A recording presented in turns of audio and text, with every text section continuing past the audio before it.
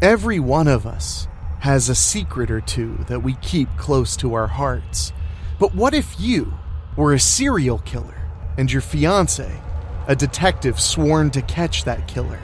Well, we're going to find out in part 2 of our Angel of Death miniseries tonight.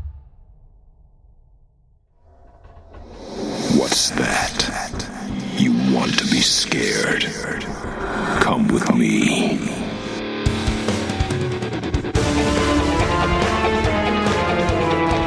You will experience tales of horror, ghosts, and death. It is not recommended for the weak at heart. Listen in the dark. It's more fun that way. This is Weekly Spooky.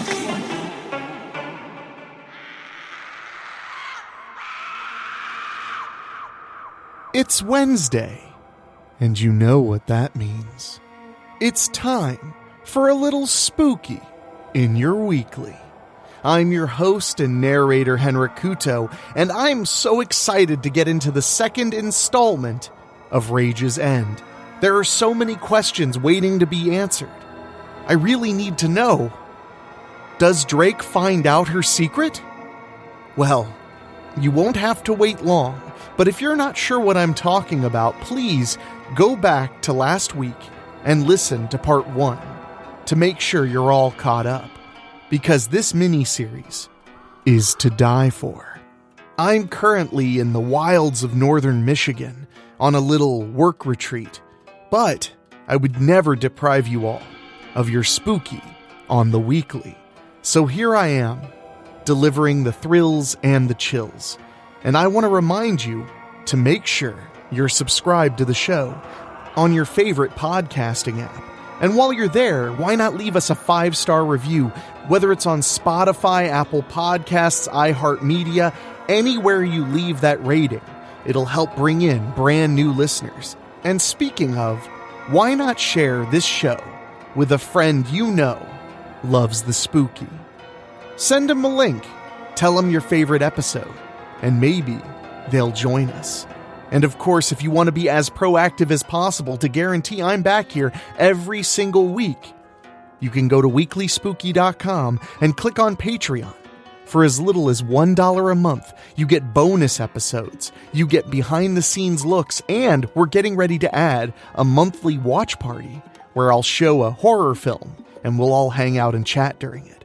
So check that out at weeklyspooky.com.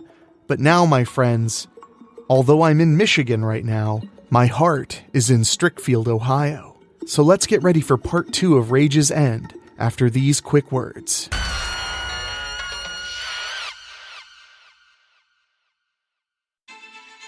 Previously on Raige's End.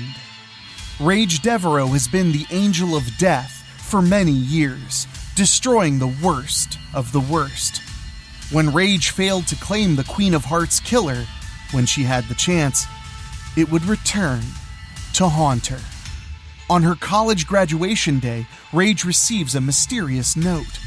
Rigby Brewster, the Queen of Hearts killer, follows up the note by killing someone from Raige's past to let her know she's returned to Strickfield. Raige, now a full-fledged police detective, investigates a crime scene with her new partner and fiance, Drake Kazmarek. After finding potential clues, the two of them split up to find the Queen of Hearts. Drake drives to an abandoned summer camp. Upon his investigation, he finds evidence that the Angel of Death may potentially be there. After a chase, Drake captures and unmasks them.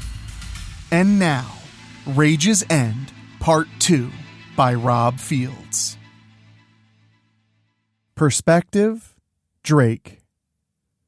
I stare hard at the face of the Angel of Death as I hold her mask in my hand. And then I suddenly remember seeing the wanted poster back at the station and feel let down knowing this woman is not the Angel of Death. It's Trina Culver, a serial killer who is making the news around Shore City and Ridgeway Heights. "What the hell are you doing all the way over here in Strickfield?" I ask her. I don't even wait for an answer. I turn the woman around and read her rights as I arrest her. I'm very disappointed that she's not the angel of death. Man, that's the one serial killer I want so bad. Instead, I get Trina Culver, who's known as the cheerleader killer. Culver's daughter, Carmine, was a cheerleader at Shore City Malabar High. Carmine was shot and killed during a high school football game, right in the middle of a big cheer. The police there never discovered the identity of the killer. Eventually, they closed the case in spite of how many times Trina Culver protested. Knowing the police weren't going to do anything more about it, Culver snapped and decided if she couldn't have her daughter back, well, Culver started targeting cheerleaders and killing them herself. Being she used to be a top-notch cop, she knew many different methods of trapping other high school girls and staying several steps ahead of the police. Now I'm the one who ends up getting Trina Culver. I'm excited I got her, don't get me wrong. At the same time, I'm very disappointed. Since I'm not driving a police-issued vehicle, I call for a unit to come and get her. I wait for that unit impatiently. Eventually, it shows up to take Culver away. When she's safely in the back seat of the squad car, I walk back to the main cabin and head inside. Turns out the person on the bed was Culver's latest victim, who would later be ID'd as Caitlin Missler from Pendleton High School. The pictures at the scene were ones of Caitlin and Culver's daughter, together. I shake my head to myself slowly. God damn it. Now this just makes me even more determined to find the angel of death. I'm going to bring you down, no matter what it takes. I'm going to bring you down. I'll keep hunting you, even if I get too old and gray and have to run after you using a walker. At least now I know not to limit my search for the angel of death to it being a man. After I finish wrapping up the cheerleader killer investigation, which wasn't even mine, I get back in my car and try to call Raige. When she's not answering, I know I have to find her and help her. I start the car and leave the camp. As I'm pulling onto the road, I scream when I hear the long blaring sound of a semi's horn and quickly hit the brakes. The truck speeds right by me, still blaring its horn until it's long past me. I breathe a sigh of relief. Jesus! Yeah, the angel of death really has gotten under my skin that much. If you want me to be honest here, I had a great job as a detective in Erie City. I was solving cases and bringing down criminals left and right. All the while I was looking for any indication that the angel of death would start killing again. I was so determined to find you, Angel, that I gave up a good-paying detective job to come to this village and work for Uncle Jeffrey. I was willing to take a pay cut just to come here and find you. It's like I'm always so unbelievably close to finding you, and just when I've got my hands practically around your throat, you slip away from me again. But the absolute last straw was when you put your filthy hands on my cousin Douglas. God, I still can't believe the little guy's a serial killer, with a body count of 11 babysitters in 2 years. And you were even in the same house with my Raige, Angel. I know you had Douglas all tied up with the same bungee cords that all your other victims were tied up with. I still don't understand why you didn't kill Douglas, Angel. Okay, maybe I do. To my knowledge, you've never killed any children. The youngest victim you've ever taken was a 15-year-old boy who savagely murdered his stepmother and his father in cold blood. But not Douglas. No. All you left him with was a long, sharp knife embedded on the table next to his head. Oh, and some heavily soiled underpants. I really hated to do that to Douglas, but I ended up calling it in. I arrested him and he was taken to the station. Uncle Jeffrey couldn't believe it himself, but he ended up overseeing Douglas's transfer to Erie City's mental hospital, personally. As for Raige, I found her laid out on the floor in the living room. I found a baseball bat beside her, so either the angel of death or Douglas had knocked her out. I get out of the car, and scream up at the sky. The angel of death was in Uncle Jeffrey's house with my little cousin and my fiance. I get back in my car and remember how thankful I am that Raige is still very much alive. Losing Annie Judge really gave me a lot of sleepless nights. She was my first love, but Raige?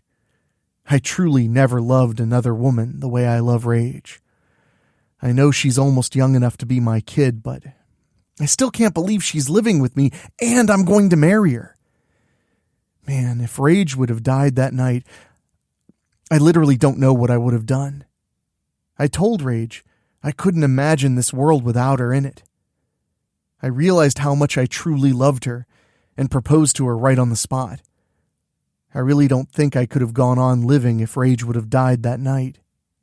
After taking several deep breaths, I decide to go and find Raige.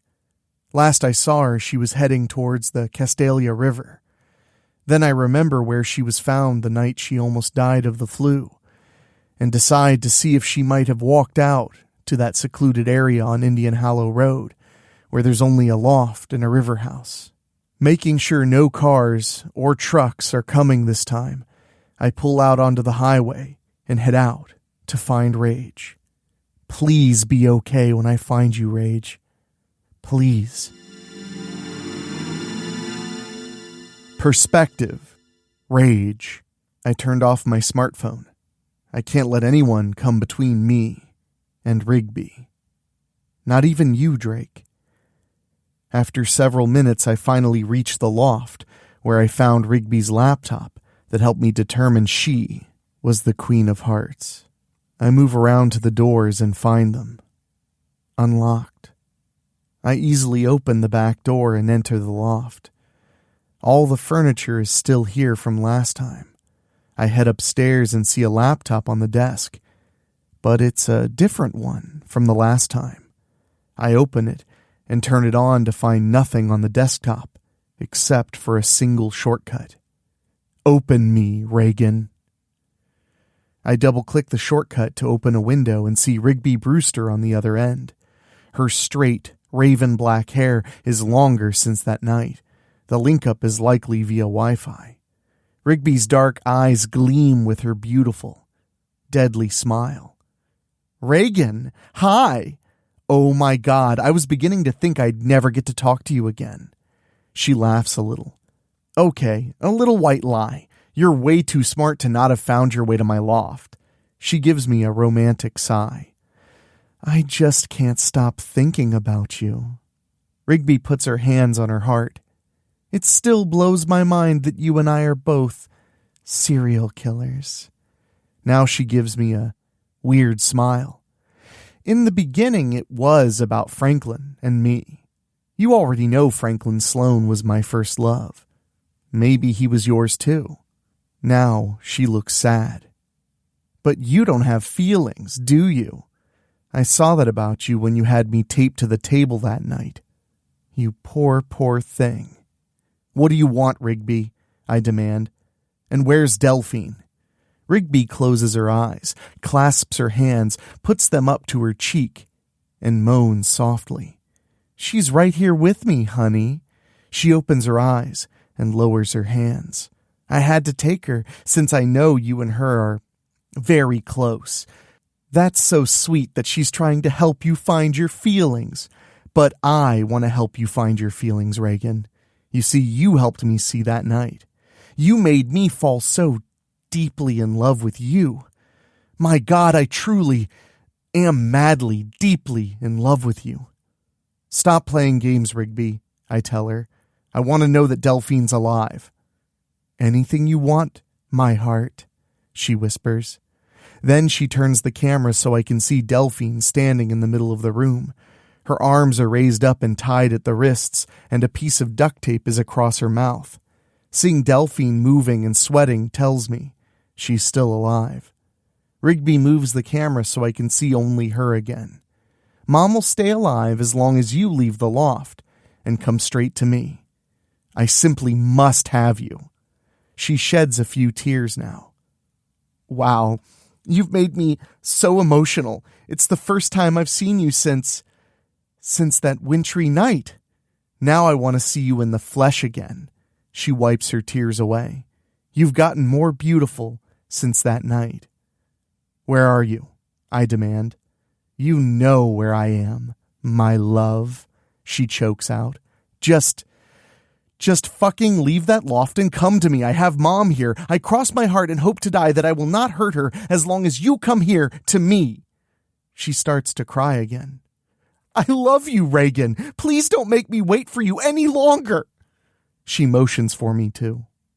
Come to me, honey. Well, that's definitely a first. None of my prey have ever declared love for me, but I've had a few tell me how beautiful I am. If anything, many of them have commented on my large breasts. Anyway, looking at Rigby, she's not faking her emotions. I've met plenty of sick fucks during my years as a serial killer. Believe me when I say I can read emotions almost perfectly, even though I've never felt any of my own. When Rigby disconnects, a box appears on the screen with a line going across it repeatedly. Rigby's remote wiping this laptop, making it untraceable back to her river house. It also means the laptop is now a large paperweight. I get up and leave the loft to go walk outside along the Castalia River again.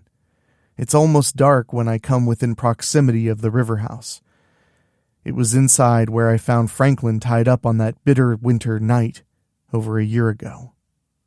Prior to my finding him, I found Rigby's collection of hearts that truly identified her as the Queen of Hearts. I reach the house and walk to the back door. When I find it's unlocked, I shove the door open and quickly step aside to expect a trap. Nothing happens. However, I turn and cautiously enter the house. The layout is still in my photographic memory, so I know exactly where Delphine is. I remember my newly issued gun and draw it.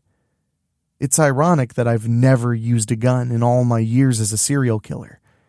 I also have my knife. I slowly make my way to the stairway and see the light upstairs. I know you're here, Reagan, I hear Rigby calling. Please don't keep me waiting any longer. Come on up. I slowly climb the stairs. When I reach the top, I turn to the bedroom where I'd found Franklin tied up that night.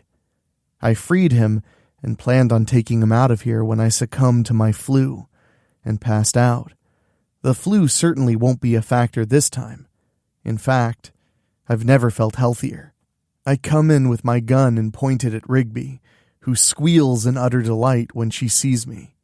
She's wearing just a skimpy robe and has a hand behind her back. You really came, she gushes. I don't have time for your sick games, Rigby, I tell her. Let Delphine go, and maybe I won't put a bullet right between your eyes. Rigby laughs a little. Oh, honey, you really don't want to shoot little old me. If you would do that, well... She then shows me the hand behind her back, with a grenade in it. She's holding the locking mechanism in place, indicating she's pulled the pin. In other words, shooting her will make her drop the grenade and possibly kill us all, especially since this room has no windows. Rigby shows me the pin. Now, Reagan, please don't make me have to let go of the grenade. There's maybe a few short seconds left on this baby before it blows us all straight to hell. Now, be a good girl and unload the gun, including the bullet in the chamber. I have no choice. I can't risk Delphine's life. You'll let your mother go? No, but I'll put the pin back in the grenade, Rigby answers.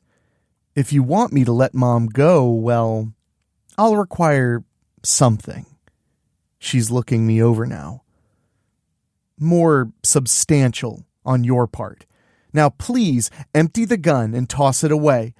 I don't know how much longer I can hold this thing before it slips out from under my thumb. Even though I don't care about Delphine, I do understand I can't let innocents get hurt. I do as Rigby says. Only then does Rigby keep her end of our agreement and sticks the pin back in the grenade. She still holds on to it, however. Good, Reagan, Rigby whispers. Now we can talk. She steps up to me and sniffs. You smell so wonderful, like lavender and vanilla. I'll bet you used some really nice shower gel. Don't fuck around with me, I snap. Release Delphine. Rigby smiles. Again, I require something more substantial to release her. With her free hand, she caresses the side of my face. I want you to give yourself to me. I want us to consummate our new relationship. She starts to cry again. It wasn't supposed to be this way, Reagan. My whole intent was to kill you and take your heart for my collection. Oh, but I could never claim your heart. Not that way. You and I, we're both the same.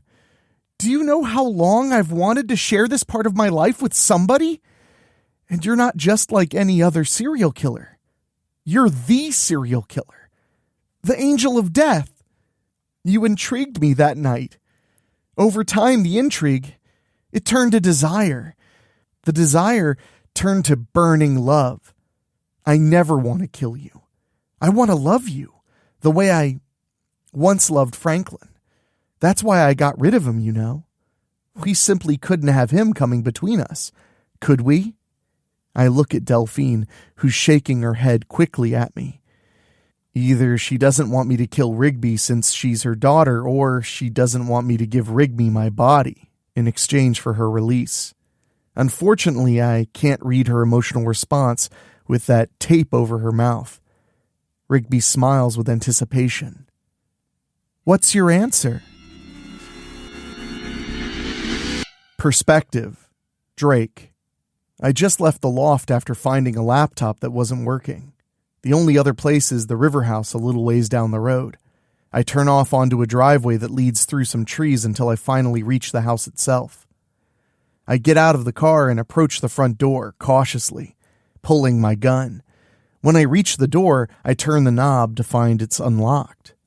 I push the door open and quickly step inside. That's when I hear the noises coming from upstairs. I quickly move right up the steps. When I reach the top, the noises are coming from both the lighted room at the end of the hall and the room that's on the right. I hear voices coming from the end of the hall. I move cautiously to the voices with my gun raised. When I reach the door, I hear a skirmish. When I open it, something hits the light switch and makes it dark. Two figures are fighting. One of them pushes the other away and hurries right past me to escape into the hallway.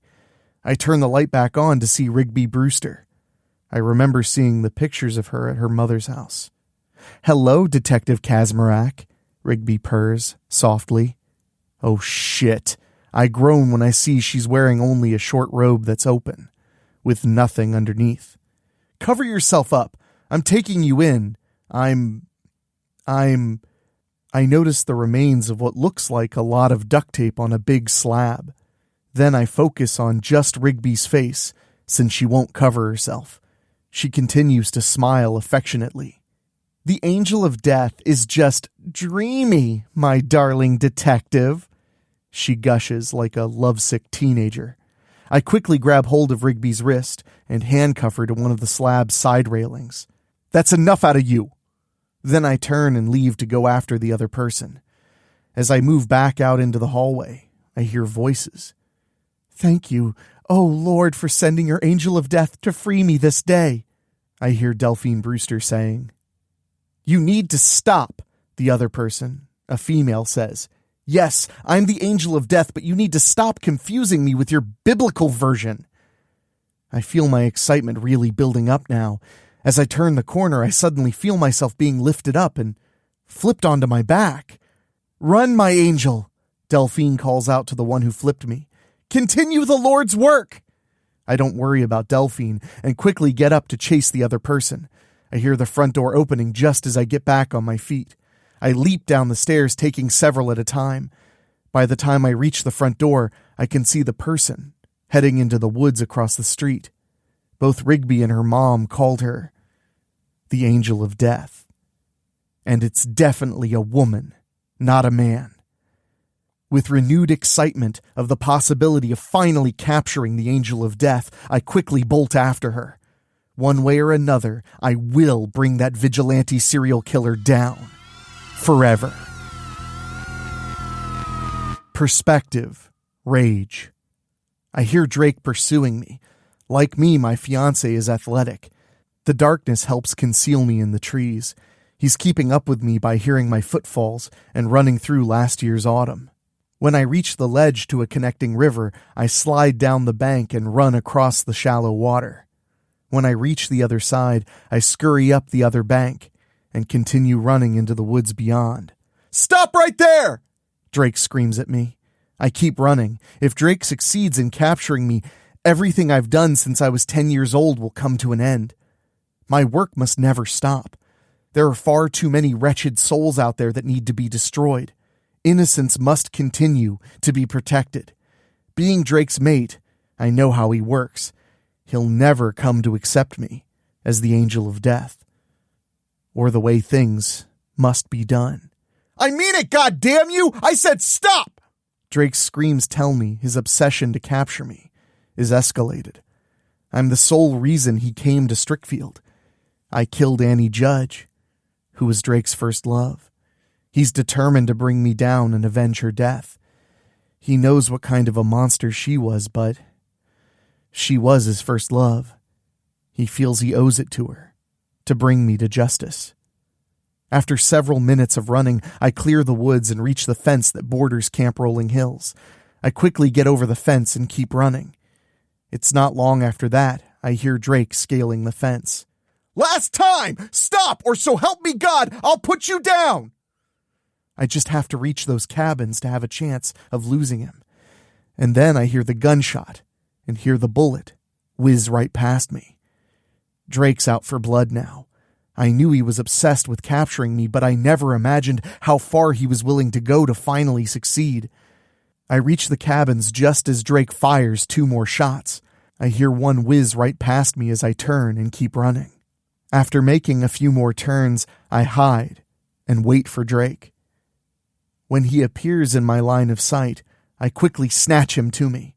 With desperate strength, I lift him off his feet and send him crashing right through the door of a nearby cabin. He lands on the floor and slides to a stop beside a bunk. While Drake is dazed, I quickly turn and run again, evading him.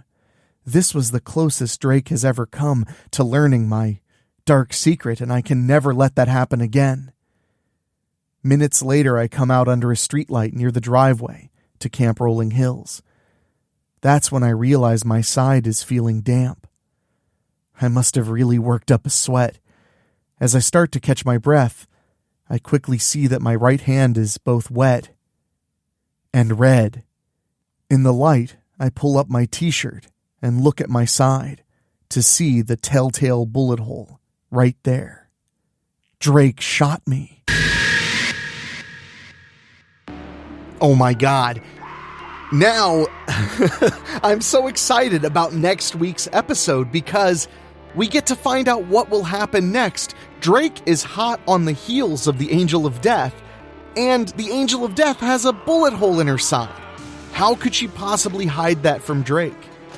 I want to know what she comes up with, or if this truly is Raige's end.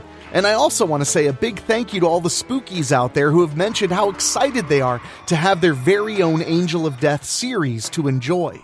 I know I'm enjoying it, and I'm glad you all are too. And speaking of the spookies, if you want to join us in hanging out, talking about scary things, and so much more, go to Facebook and search Weekly Spookies Tomb of Terror. It's a spot where all the spookies like to hang out and shoot the breeze about their favorite in horror media. Speaking of horror media, I am currently in a cabin in the middle of relatively nowhere in northern Michigan, having a great time getting away from it all. But I feel a little spooked myself watching horror movies all night by myself. But I want to say a giant thank you to our Patreon backers, and especially our Patreon podcast boosters, folks who pay just a little bit more to hear their names on the show. and they are Julia Kirsch, Christopher Sullivan, Brent McCullough, Gino Lyons, Steve King, Karen Weemet, Jack Kerr, Craig Cohen, and Kevin Fry. Thank you all from the bottom of my heart, and if you want to get in on that sweet action and hear your name at the end of every show, just go to weeklyspooky.com and click on Patreon. Soon, for many of our members, we'll have a monthly live viewing of a horror film of my choosing, and that alone, I think, is worth the price of admission. But now I've got to get back to my retreat, so for myself, for our executive producer Rob Fields, our producer Dan Wilder, and our composer Ray Mattis, I hope you all stay very, very spooky, but also safe. And no, I'm cooking something up special for all of you up here in Michigan. Talk at you next time. Thank you for listening. Make sure to find your way back next week. But for now, you are safe. Trust me.